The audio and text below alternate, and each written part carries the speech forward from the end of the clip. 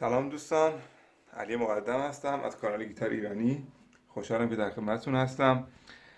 همونجور که دیدید امروز قصد دارم آهنگ بهت قول میدم رو از محسن یگانه بهتون آموزش بدم، هم ملودی و هم ریتمش رو.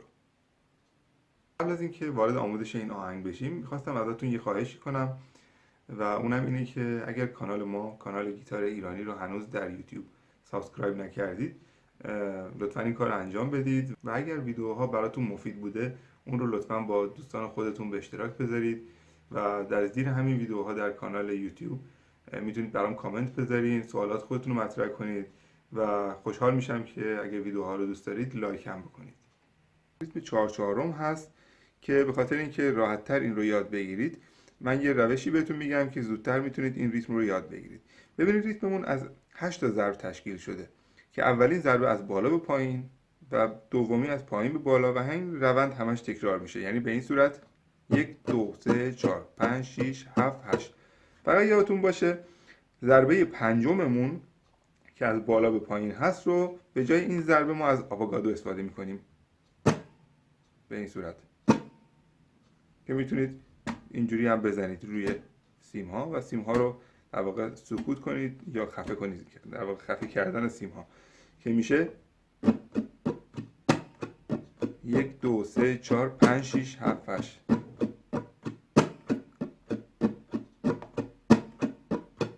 میتونید ضربه اولتون رو با پی هم بزنید، هیچ فرقی نمیکنه. من اینا رو بارها اعلام کردم. مهم اینه که شما اون زمانبندی ریتمتون رو حفظ کنید.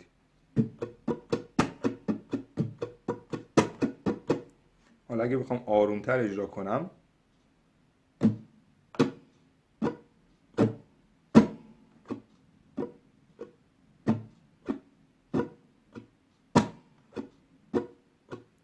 میتونید برای قشنگی ریتمتون ضربه اولتون رو بیشتر رو سیم‌های بیس، در واقع سیم‌های باس بزنید، سیم‌های بالاتر میشه.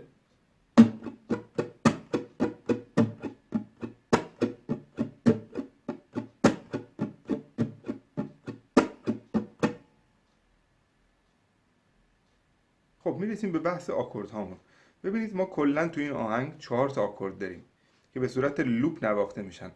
منظور از لوپ اینه که همش تکرار میشن و اون آکوردها اینا هستن. ببینید اگه بخوایم توی سردسته اینها رو بنوازیم به این صورت. آکورد اولمون ری مینور،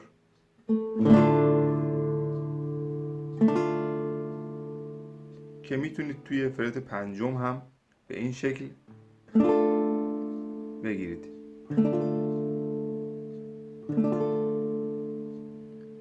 آکورد بعدی ما دو ماژور هست که توی سردسته میتونید به این صورت بگیرینش که اگه بخواید به صورت کاپودار بگیرید به صورت باردار میشه توی فرت هشتم باره میگیرید و این میشه آکورد دو ماژور.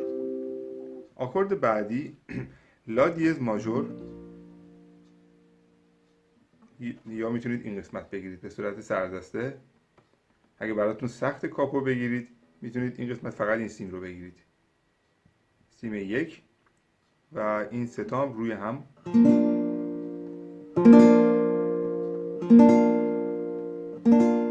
یا اینکه فرت ششم این رو بگیرید.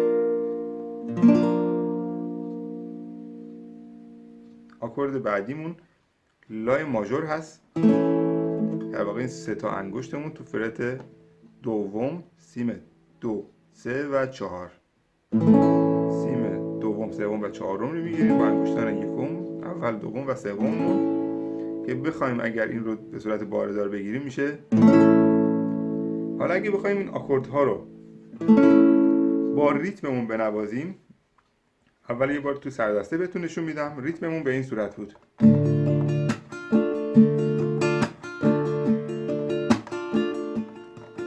حالا آکوردها رو عوض میکنم. الان روی ری مینور هستم.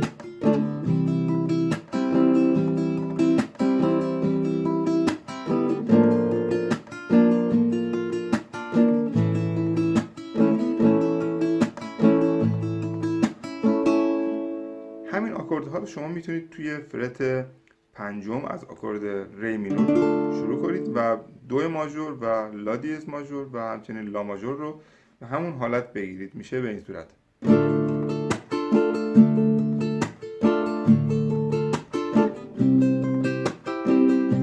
یادتون باشه هر ریتم 4 میزان نواخته میشه، یعنی 4 بار. 1 2 3 4. لای ماژور میتونید لا ماژور 7 هم بگیرید با برداشتن این. دوباره برمیگردیم به ری مینور.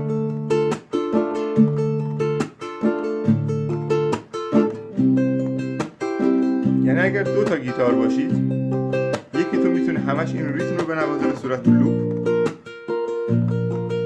و یکی از شما میتونید در واقع ملودی که هست رو بنوازید.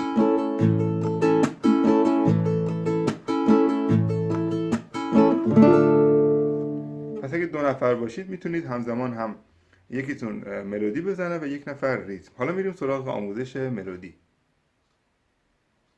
خب برای یادگیری بهتر ویدیو من تبلچر این آهنگ رو نوشتم به زبان خیلی ساده و سعی میکنم پله به پله بهتون توضیح بدم.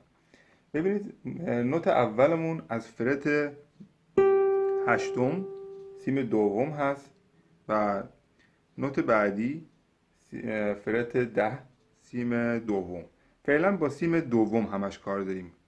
خب پس ببینید ضربه اولمون به این صورته.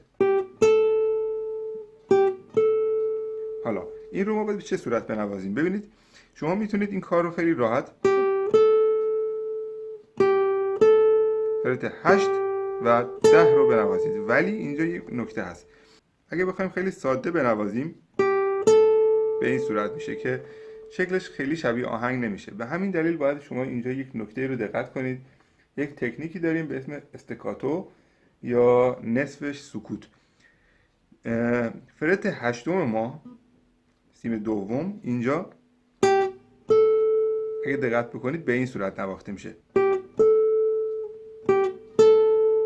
در واقع ما بعد از اینکه این فرت هشتم رو می نوازیم دستمون روش نمیمونه.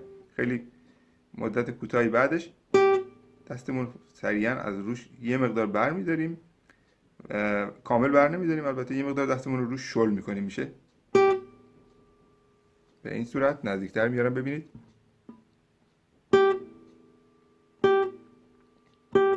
جلوی ارتعاش سیم گرفته میشه.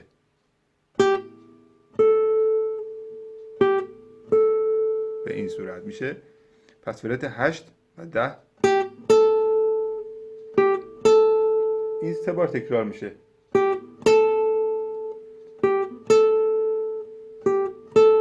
حرکت بعدیمون دوباره همینا.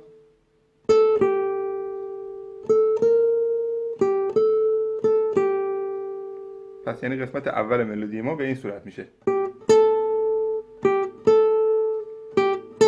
این 3 بار. بعدش فرت 10 به 8. بعدش دوباره 10 به 11. بعد دوباره 8 به 10. بعد دوباره 10 به 8. پس این قسمت دوم میشه.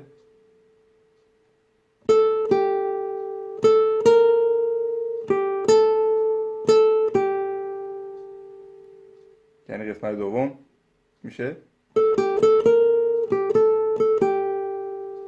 حالا اگه مجموعش رو بزنم میشه.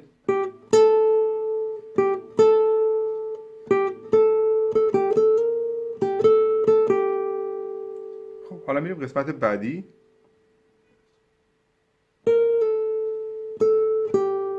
اینجا یه تکنیک دیگه داریم به اسم پول آف که ببینید از ما فرت 11 باید بیایم پول آف فرت 10 رو انجام بدیم. پول آف به این صورته که ما بعد از نواختن فرت 11 در واقع این ور ما یک بار ضربه میزنیم با انگشت آی یا ام، ولی بلافاصله این ور باید دستمون رو توی فرت 11 هست رو به صورت نباید خیلی ساده برداریم، باید به این صورت رو به پایین بکشیم که یک بار دیگه اینجا ضربه بزنه رو سیم. این با تمرین به دست میاد. ببینید به این صورت. من دستم میارم جلوتر که ببینید.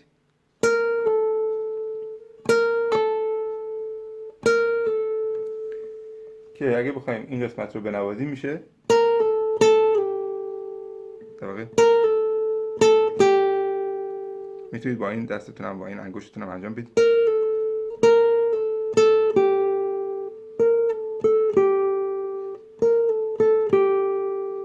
بعد میشه 11 10 11 و 10 و دوباره 10 و 8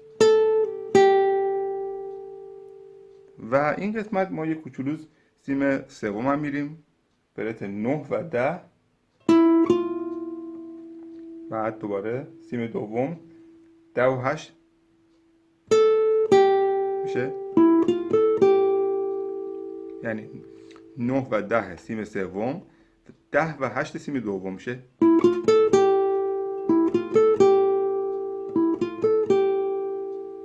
خب میریم قسمت بعدی. این قسمت فرت هشتم سیم دوم و فرت دهم سیم سوم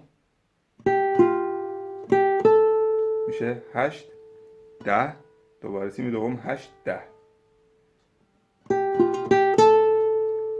میبینید همش توی این قسمت هستیم، خیلی راحته.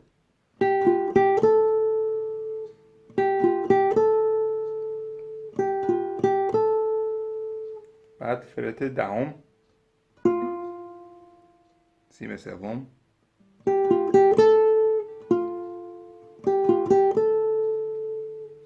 حالا یه علامتی اگه دقت بکنید روی فرت هشتم سیم دوم گذاشتم تو نوت بعدی که این علامت رو الان خدمتتون توضیح میدم. بهش میگن علامت گزش که به این صورته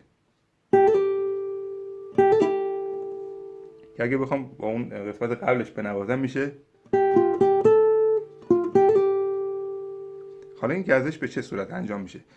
گزش ببینید به این صورت انجام میشه که توی هر گامی باشیم نوت بعدی رو بعد از نواختن یک لحظه لمس میکنیم به صورت همر آن، به صورت چکشی، بعد دوباره برش میداریم. به این میگن گزش. مثلا اگه فرت هشتم باشیم فرت بعدی توی همین گاممون فرت 10 هست.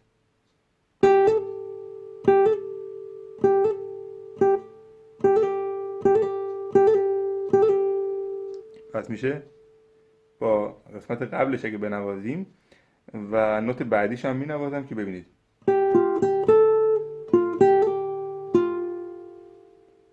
پس یعنی این یه تیکه رو براتون مینوازم.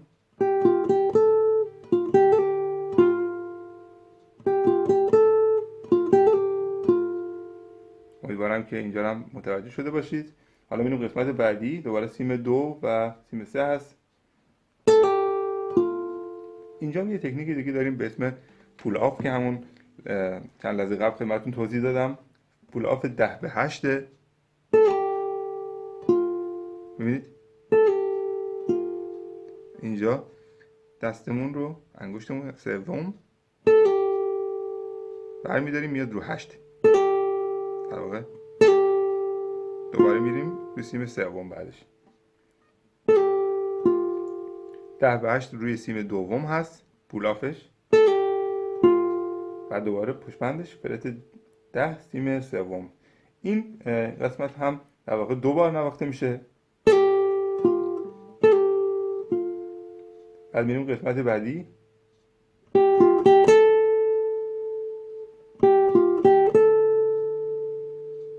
اینم که فکر میکنم راحت باشه.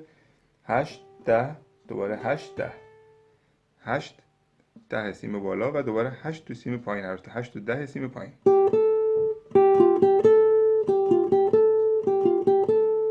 خب میریم مرحله بعد.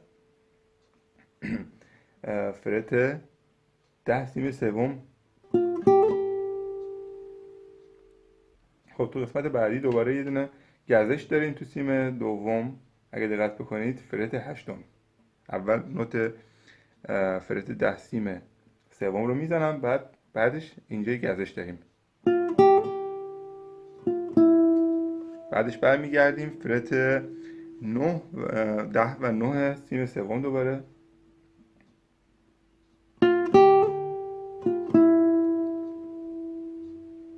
پس یه بار دیگه این قسمت رو دقت کنید.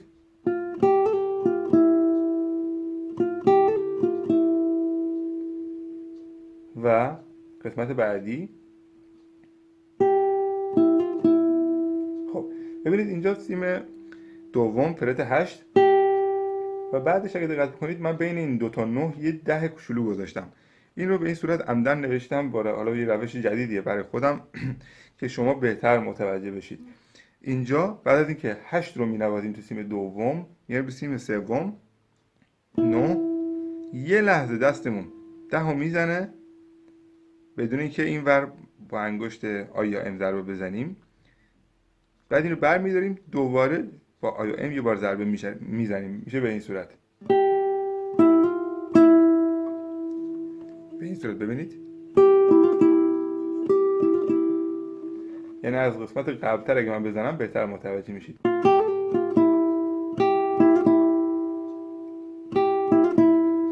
همونجور که دیدید این قسمت هم 2 بار هست که مجموعش میشه به این صورت.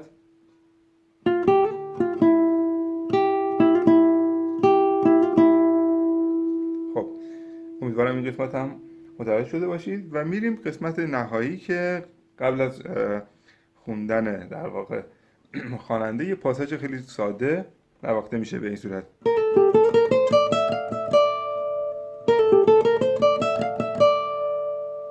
خب حالا اینها نوتاش چیه؟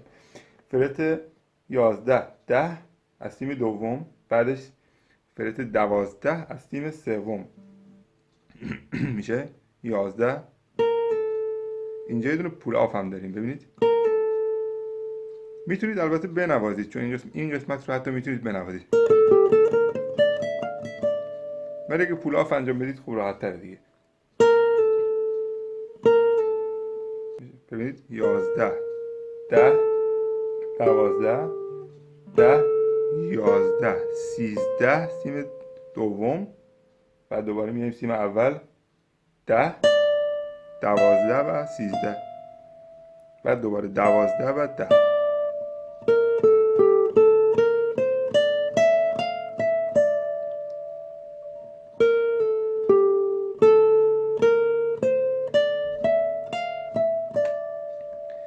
ببینید خیلی تو بدن گیتار هم نرفتیم، یعنی خیلی سخت نیست. اون دوستانی که گیتارشون کاتوی هم نیست میتونن این کار رو انجام بدن. حالا گیتار من کاتوی یه مقدار راحت تره، ولی حتی اگه گیتارتون بدن هم داشته باشه زیاد داخل نمیرید، فقط یه فرت داخل تر میریم. تا اینجا که 12 یه فرت میایم فقط 13 رو اینجا داریم میشه.